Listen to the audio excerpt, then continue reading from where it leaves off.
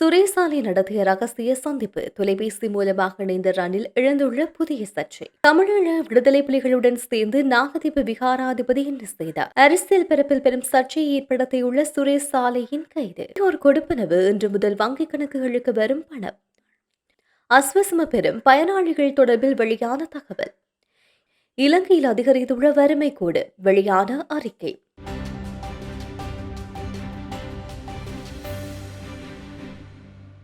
Easter தாக்குதலுடன் தொடர்புடையதாக கூறப்படும் தேசிய புலனாய்வு சேவையின் முன்னாள் பணிப்பாளர் மேஜர் ஜெனரல் சுரேஷ் சாலை குறித்து அவ்வப்போது பல்வேறு தகவல்கள் வெளியாகி வருகின்றன. இது தொடர்பான சில ஆதாரங்கள் அல் ஜஸீரா வெளியிட்டுள்ள காணொலி அறிக்கையில் இடம்பெற்றுள்ளது. ஈஸ்டர் தாக்குதலை விசாரிக்க முன்னாள் ஜனாதிபதி ரணில் விக்ரமசிங்கே நியமித்த 2 விசாரணை குழுக்கள் சுரேஷ் சாலை மற்றும் மூத்த டிஐஜி நிலந்த ஜெயவர்தன ஆகியோர் தாக்குதலுடன் தொடர்புடையவர்கள் என தெரிவித்துள்ளதாக கூறப்படுகின்றது. மேலும் சுரேஷ் சாலை மற்றும் பிள்ளையானின் முன்னாள் ஊடக செயலாளர் அசாத் மௌலானா ஆகியோர் புத்தளத்தில் உள்ள ஒரு தென்னந்தோப்பில் ரகசியமாக சந்தித்ததாகவும் தகவல் வெளியாகியுள்ளது. அந்த சந்திப்பில் சஹ்ரான் ஹாசிம் தலைமையிலான குழுவிற்கு தாக்குதலை மேற்கொள்ள தேவையான பின்னணி ஆதரவுகள் வழங்கப்பட்டதாக குற்றச்சாட்டுகள் முன்வைக்கப்பட்டன. தாக்குதலில் ஈடுபட்டதாக கூறப்படும் ஜமீல் என்பவருடன் சாலை நீண்ட காலமாக தொடர்பில் இருந்ததாக தொலைபேசி பதிவுகள் மூலமாக தெரியவந்துள்ளதாக கூறப்படுகின்றது. மேலும் தாக்குதலுக்கு முன்பு தாஜ் சமுத்ரா ஹோட்டலில் இருந்து வெளியேறிய ஜமீலுக்கு தென்னிந்தியாவின் ராமேஸ்வர பகுதியில் இருந்து சுரேஷ் சாலை தொலைபேசி அழைப்பை விடுத்ததாகவும் சட்டமா அதிபர் துறை அதிகாரிகள் தெரிவித்துள்ளனர். இதற்கிடையில் கடந்த ஜனாதிபதி தேர்தலுக்கு முன்பு இந்த விசாரணை அறிக்கைகளை அளிக்கும்படி அப்போதைய ஜனாதிபதி ரணில் விக்ரமசிங்கே மற்றும் சாகர ரத்நாயக்க அதிகாரிகளுக்கு அறிவுறுத்தியதாக தகவல் வெளியாகியுள்ளன.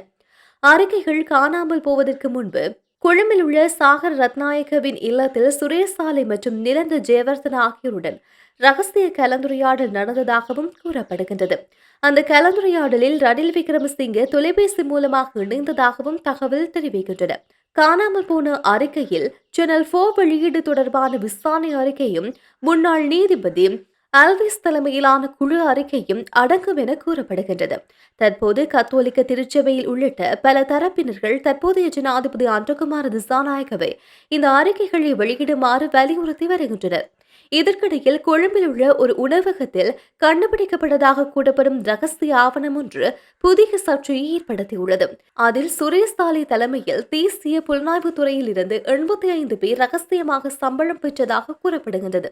அந்த பட்டியலில் பத்திரிகையாளர்கள், தொலைக்காட்சி தொகுப்பாளர்கள், யூடியூபர்கள், தொழிலதிபர்கள் மற்றும் மனித உரிமை செயற்பாட்டாளர்கள் அடங்குவதாக தகவல்கள் வெளியாகியுள்ளன. ஈஸ்டர் தாக்குதல் தொடர்பான விசாரணைகளில் இருந்து தங்களை பாதுகாக்கவும் சமூக கருத்தை மாற்றவும் பணம் வழங்கப்பட்டதாக குற்றச்சாட்டுகள் முன்வைக்கப்பட்டுள்ளன. ஐநாதீவு நாகதீப விகாரையின் விகாராதிபதிக்கும் தமிழீழ விடுதலை புலிகளுக்கும் நெருங்கிய தொடர்பு இருக்கலாம் என கலகம குசலதம தேரர் தெரிவித்துள்ளார். இணையதளம் ஒன்றுக்கு வழங்கியுள்ள சபையிலேயே அவர் இதனை குறிப்பிட்டுள்ளார். தொடர்ந்து கருத்து வெளியிட்ட அவர், விகாராதிபதிக்கு இன்று வரை யாழ்ப்பாண மக்களால் எதிர்ப்புகள் தெரிவிக்கப்படவில்லை. அப்படியென்றால் அவர்களின் கொள்கைக்கு இணங்கி போவதாலே என்ற சந்தேகம் எழுகின்றது. யாழ்ப்பாணம் நாகதீபில் இருக்கும் நாகவிகாரியின் விகாராதிபதி விடுதலை புலிகளால் சுட்டுக் கொல்லப்படுகின்றனர். ஆனால் நைனாதீவு நாகதீப விகாரையின் விகாராதிபதிக்கு ஒன்றும் நடக்கவில்லை. அதுதான் நாகவிகாரியின் விகாராதிபதி படுகொலைக்கு நைனாதேவி விகாரையின் விகாராதிபதிக்கும் தமிழீழ விடுதலை புலிகளுக்கும் ஏதோ ஒரு விதத்தில் சம்பந்தங்கள் இருந்திருக்கலாம். இன்றைய நிலையில் திசவிகாரை தனக்கு சொந்தமானது என்கின்றார். விகாரைக்கு உரியது 1 ஏக்கர் காணி மட்டுமே என கூறியவர் 14 ஏக்கர் காணி பொதுமக்களுக்கு சொந்தமானது என்கின்றார். இவற்றை உற்று நோக்கினால் பெரும் சந்தேகமும் சர்ச்சைகளும் உள்ளது என்று குறிப்பிட்டுள்ளார். ஈஸ்டர் ஞாயிறு தாக்குதல் தொடர்பான விசாரணைகளுக்காக தேசிய புலனாய்வு பிரிவின் முன்னாள் பணிப்பாளர் சுரேஷ் சாலை கைது செய்யப்பட்டு தடுத்து வைக்கப்பட்டமையை சர்வஜன அதிகாரத்தின் தலைவர் நாடாளுமன்ற உறுப்பினருமான திலீப் ஜெயவீர வன்மையாக கண்டித்துள்ளார். அவர் தனது எக்ஸ் தளத்தில் பதிவொன்றையிட்டு கடுமையான கண்டனத்தை தெரிவித்துள்ளார்.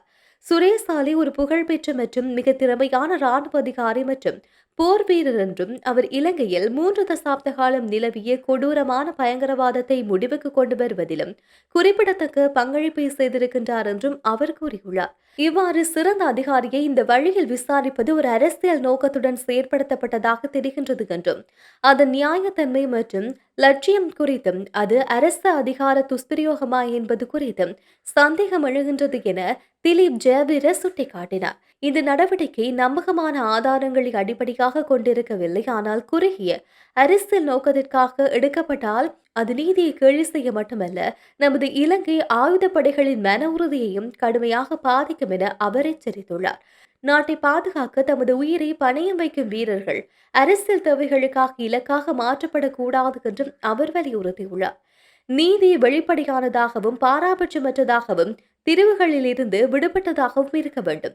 மேலும் அதன் அடிப்படையில் இல்லாத எந்தவொரு நடவடிக்கைக்கும் பொறுப்பானவர்கள் மீது ஒரு அழியாத அடையாளத்தை மட்டுமே ஏற்படுத்தும் என்றும் திலீப் ஜெயவீர கூறியுள்ளார்.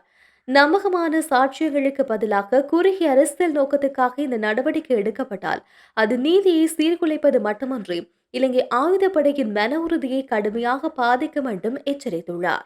பிப்ரவரி மாதத்துக்கான அஸ்வசம நலன்புரி திட்டத்தின் கீழ் முதியோர் கொடுப்பனவு குறித்த தகவல் வெளியாகியுள்ளது. அதன்படி குறித்த கொடுப்பனவு இன்று முதல் வழங்கப்பட உள்ளதாக நலன்புரி நன்மைகள் சபை அறிவித்துள்ளது. முதல் கட்டத்தின் கீழ் முதியோர் கொடுப்பனவுகள் 31 கோடி ரூபாய்க்கும் அதிகமான நிதி ஒதுக்கிடப்பட்டுள்ளதாக குறிப்பிடப்படுகின்றது. அத்துடன் இரண்டாம் கட்டத்தின் கீழ் 3 கோடி ரூபாய்க்கும் அதிகமான நிதியும் ஒதுக்கப்பட்டதாக சுட்டிக்காட்டப்படுகின்றது. இந்த நிலையில் குறித்த திட்டத்தின் மூலமாக சுமார் 89,3705 பேர் பயனடைவார்கள் என எதிர்பார்க்கப்படுகின்றது. ஒதுக்கப்பட்ட நிதியானது இன்று முதல் பயனாளிகளின் வங்கிக் கணக்குகளில் நேரடியாக வைப்பு செய்யப்படும் என தெரிவிக்கப்படுகின்றது.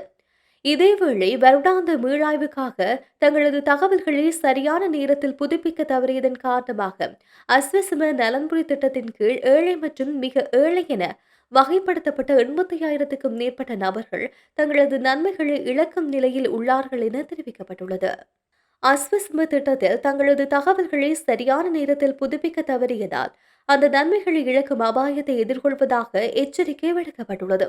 குறித்த விடயத்தை நலன்புரி நன்மைகள் சபையின் தலைவர் நிமல் ஹொடவலகிதர தெரிவித்துள்ளார். இது தொடர்பில் அவர் மேலும் தெரிவிக்கையில், அஸ்வசம திட்டத்தின் கீழ் ஒரு பயனாளி தெரிவு செய்யப்பட்டால் அவர் 12 மாத காலத்துக்கு தடையின்றி கொடுப்பனவுகளை பெறுவார். அதன் பின்னர் அந்த பயனாளி அடுத்த 12 மாத சுழற்சிக்கு தகுதியானவராய் என்பதை தீர்மானிக்க வருடாந்த மீளாய்வு செய்யப்படுவது கட்டாயமாகும். அந்த மீளாய்வுக்கான தகவல்களை புதுப்பிக்கும் பணி 2025 நவம்பர் 20 ஆரம்பிக்கப்பட்டது.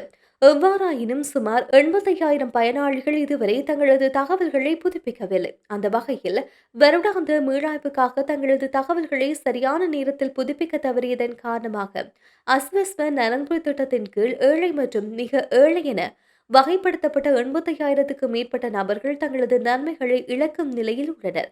அஸ்வஸ்ம பயனாளிகளின் தகவல்களை புதுப்பிக்கும் செயல்முறை 2025 நவம்பர் 20 அன்று ஆரம்பிக்கப்பட்டது. இருப்பினும் இதுவரை ஏழை பிரிவைச் சேர்ந்த 56,547 பயனாளிகளும் மிக ஏழை பிரிவைச் சேர்ந்த 28,608 பயனாளிகளும் இச்செயல்முறையை பூர்த்தி செய்ய தவறியுள்ளனர். இதற்காக புதிய காலக்கெடு கடந்த 20 வரை மீளவும் புதுப்பிக்கப்பட்டிருந்தது. பொதுமக்கள் தங்களது தகவல்களை இணையவழியூடாகவோ அல்லது பூர்த்தி செய்யப்பட்ட படிவங்களை அருகிலுள்ள பிரதேச செயலகத்தில் ஒப்படைப்பதன் மூலமாகவே புதுப்பித்துக் கொள்ள முடியும். இது ஒரு பாரிய சிக்கலாகும். மக்கள் தங்கள் தகவல்களை சரியான நேரத்தில் புதுப்பிக்காவிட்டால் அடுத்த கொடுப்பனவு சுழற்சியில் அவர்கள் பரிசீலிக்கப்பட மாட்டார்கள். நாம் பிரதேச செயலகத்துக்கு தகவல் கொடுத்துள்ளோம். கிராம சேவக உத்தியோகத்தர்கள் ஊடாக அதன் அவசரத்தை உணர்த்தினோம்.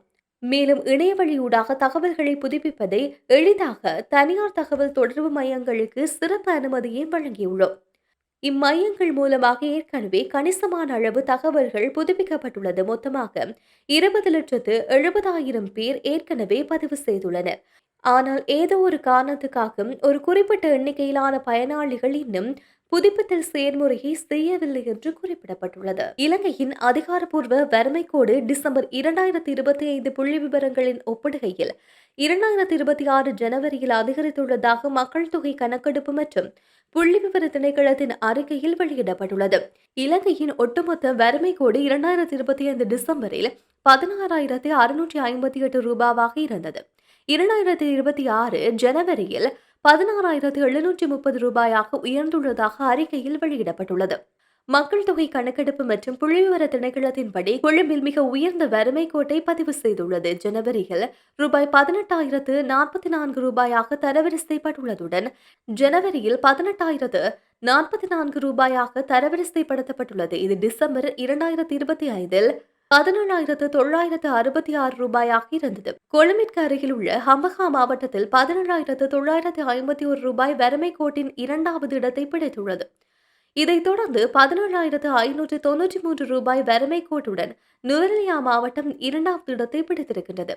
மொனராகலை, கிளிநொச்சி மற்றும் அம்பாந்தோட்டை போன்ற மாவட்டங்கள் முறையே 15,997 ரூபாயும் 16,163 ரூபாய் மற்றும் 16,255 ரூபாய் வறுமை கோட்டுடன் குறைந்த தரவரிசையில் உள்ளது. அதிகாரப்பூர்வ வறுமை கோடு என்பது உணவு, தங்குமிடம் மற்றும் சுகாதார பராமரிப்பு போன்ற அத்தியாவசிய வாழ்க்கை செலவுகளை ஈடுகட்ட ஒரு தனிநபர் அல்லது குடும்பத்திற்கு தேவையான குறைந்தபட்ச வருமானத்தை குறிப்பிடுகின்றது.